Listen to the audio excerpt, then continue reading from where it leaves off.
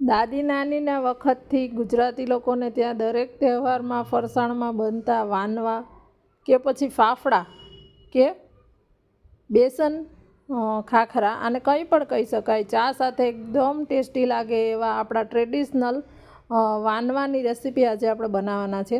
તો મેં એના માટે જે બેસન આવે છે, ઝીણો ચણાનો લોટ, એ મેં લીધો છે. તો અત્યારે આપણે માપથી 1 કપ આપણે ચણાનો લોટ લેવાનો છે.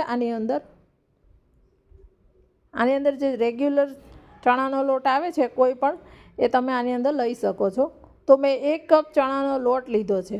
હવે એની અંદર આપણે સાથે મેંદો એડ કરવાના છે કે આપણા ખાખરા છે આ વાનવા એ એકદમ કડક થાય એના માટે 2 ચમચી મેં મેંદો લીધો છે. આની સાથે તમે અડદનો લોટ પણ ઘણા લેતા હોય છે, પણ દરેકને ત્યાં અડદનો લોટ અવેલેબલ ના હોય એટલે.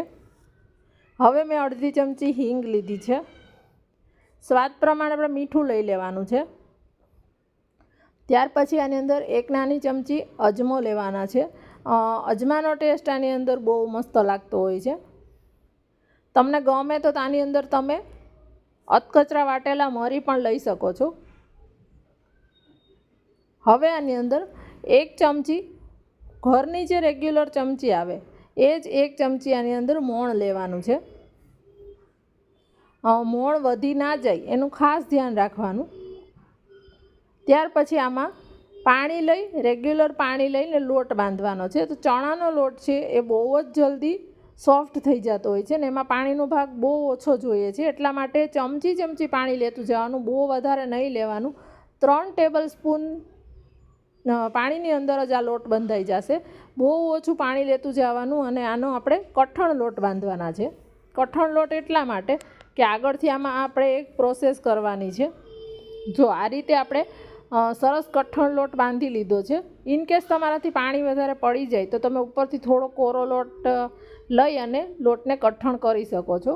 અને હવે આની અંદર આપણે તેલવાળો હાથ કરી અને આને એક વખત આ રીતે થોડુંક મસળી લેવાનું છે, 1 મિનિટ જેવું. બહુ વધારે અત્યારે મસળવાની એટલે જરૂર નથી કે આને હવે આપણે કૂણવવાના છે.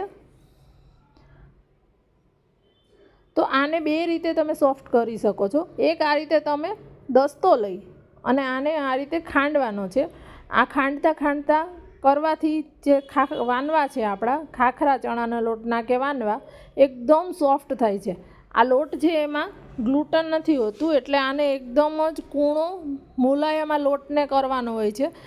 તમે આ રીતે ખાંડીને પણ કરી શકો છો, અથવા તો તમે બીજી રીત છે કે આ લોટ છે એ બધો ભેગો કરી લેવાનો પહેલાં અને આને આ રીતે સ્ટ્રેચ કરવાનો છે. તો જો અત્યારે લોટ છે એને તમે સ્ટ્રેચ કરશો તો એ વચ્ચે તૂટતો જાય છે, પણ આને 4 થી 5 મિનિટ જેવો તમે આ રીતે સ્ટ્રેચ કરશો એટલે એકદમ જ મુલાયમ લોટ તૈયાર થઈ જશે અને એ તૂટશે નહીં. તો જ્યાં સુધી આ લોટ એકદમ કૂણો થઈ જાય ત્યાં સુધી અને સ્ટ્રેચ કરો અને તૂટે નહીં ત્યાં સુધી, તમને આ બેમાંથી જે મેથડ ઇઝી લાગે એ રીતે તમે કરી શકો છો. ત્યાં સુધી આ લોટને આ રીતે સોફ્ટ કરવાનો છે.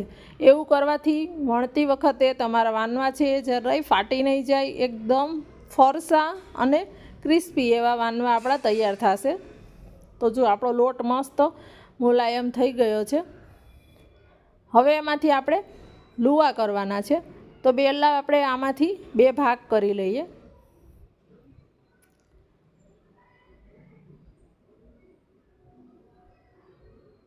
તમારે અત્યારે વાનવા કઈ સાઇઝના જોઈએ છે એ પ્રમાણે આમાંથી આપણે લુવા કરવાના છે.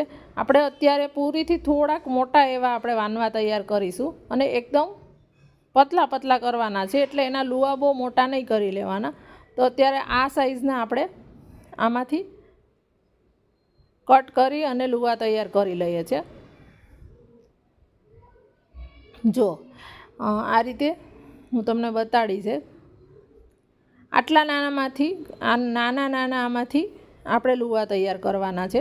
અને હવે આપણે ઘઉંના લોટનું અથવા મેંદાના લોટનું અટામણ લઈને વણવાના છે. અત્યારે મેં ઘઉંનું લીધું છે, તમે મેંદાનું લેવું હોય તો મેંદાનું પણ લઈ શકો છો. અને કોરો લોટ છાંટતું જવાનું અને આને પતલા વણતું જવાનું. વચ્ચે જરૂર લાગે તો કોરો લોટ છાંટી લેવાનો. પણ આ એકદમ જ પતલા કાગળ જેવા આને વણવાના છે. જેટલા પતલા હશે એટલા ખાવાની બહુ મજા આવશે અને આસાનીથી વણાઈ જાય છે. આપણે લોટને સોફ્ટ સરસ કરી લીધો હશે ને તો આ વાનવા તમારા જરાય તૂટશે નહીં અને આવા એકદમ પતલા વણાશે. એટલા માટે જ આપણે લોટને સરસ કૂણવવાનો છે. જો આ રીતે હું તમને બતાડું, એકદમ જ પતલા આપણા વાનવા છે. આર પાર દેખાય એટલા પતલા વાનવા આપણે તૈયાર કરવાના છે. કોરા લોટ વગર જો વણશું ને તો એ પતલા નહીં થાય. હવે આની અંદર આપણે આ ફૂલે નહીં એટલા માટે ફોકથી આ રીતે કાપા કરી લેવાના છે, કે ચાકુથી પણ તમે કરી શકો છો, પણ એ ફૂલવા ના જોઈએ એટલા માટે. જો આ રીતે આપણે એને સાઈડમાં ડીશમાં મૂકી દેવાના છે. અને બધા જ વાનવાને આ રીતે તમે એકસાથે વણી અને રાખી શકો છો. કેટલા પતલા છે એ તમે જોઈ લેજો, એકદમ આરપાર દેખાય છે. આપણું તેલ આપણે ગરમ મૂકી દીધું છે ને આ વધારે વણાઈ ગયા હોય ને સુકાતા હોય તો પણ આમાંથી કંઈ પ્રોબ્લેમ નથી થતો. થોડા સુકાય તો પણ સારું. જો આપણું તેલ આવી ગયું છે, અંદર એક થોડુંક આપણે લોટ લીધો તો તરત ઉપર આવી ગયો એટલે આપણું તેલ ગરમ થઈ ગયું છે. અને બહુ ધુવાળા નીકળે એટલું ગરમ નથી કરવાનું, વ્યવસ્થિત ગરમ થાય એટલે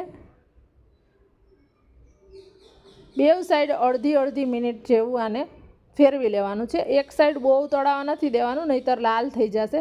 અને આ રીતે ચીપિયાથી આને પલટાવવાના છે. એવું કરવાથી આ આપણા જે વાનવા છે એ એકદમ જ પતલા છે તો એ વળી નહીં જાય, નહીંતર એ વચ્ચે વળી જશે. જો ચીપિયાની મદદથી આ એક આ રીતે તમે નિતારી અને કાઢી શકો છો. સાવ નીતરી જાય એનું તેલ બધું નીકળી જાય પછી એમાં બીજા વાનવા એડ કરવાના છે. અત્યારે આપણે આ સોડા વગર કરીએ છીએ છતાં એકદમ જ સોફ્ટ અને ખાવામાં ક્રિસ્પી કડકડા એવા વાનવા તૈયાર થાય છે. તો આ રીતે આપણે બધા વાનવાને તળી લઈએ છીએ. જો આ ચીપિયાથી આ રીતે કરશું એટલે નહીંતર આ રીતે વળી જશે ઝારાથી કરશું તો. જો આપણા બધા વાનવા રેડી થઈ ગયા છે. તમે ઘરે બનાવો છો કે નહીં, અને બનાવો છો તો કઈ રીતે બનાવો છો? મારી રેસીપી ગમી હોય તો એક લાઈક કરી દેજો, કોમેન્ટમાં સજેશન્સ પણ આપજો. પ્લીઝ શેર કરવાનું ના ભૂલતા.